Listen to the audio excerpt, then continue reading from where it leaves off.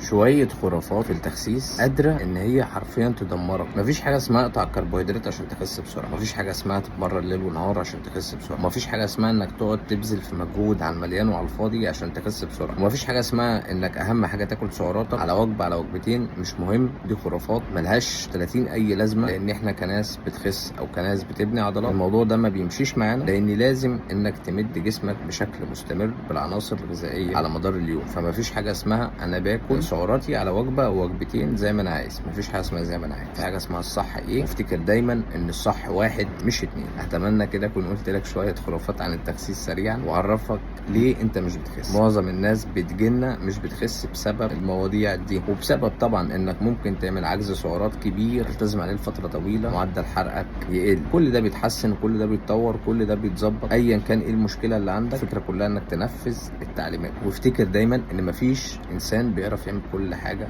بنفسه. فلو انت شايف نفسك ما بتتطورش، مش عارف تخس، مش عارف توصل لهدفك، تقدر تتابع معانا. احنا هنوصلك لهدفك بامر الله بشكل سريع وامن بدون استخدام ادويه او غيره، ولكن بشرط هو انك فعلا تكون عايز توصل لنتيجه وقادر انك تلتزم بكل التعليمات اللي هنقول لك عليها. كل حاجه بتطلع مخصصه ليك انت حسب روتين يومك وحسب حالتك الصحيه وحسب الهدف اللي انت عايز توصل له. ما عندناش برامج غذائيه جاهزه ولا كل الكلام اللي بيحصل معاك ده واللي بيخليك ما توصلش النتائج. كل حاجه بتيجي متظبطه عليك بالملي حسب البيانات اللي انا باخدها منك. ونصيحه مني ليك قبل ما تفكر انك تشترك معايا، لو انت ما عندكش استعداد انك تبذل المجهود المطلوب منك عشان توصل لهدفك، ما تبعتليش، مش عايز. لاني انا بشتغل بقدم شغل وانت مطلوب منك تنفذ اللي انا قدمته لك. فلو انت ما نفذتش اللي انا قدمته لك فانت هنا خسرت فلوسك، وانا مش هكون راضي على حاجه زي كده. عشان ما نوصلش للحته دي، الافضل انك تكون واخد قرارك قبل ما تجي. عايز تخس اساعدك انك تخس، انما عايز تتدلع فروح. الناس اللي بتاخد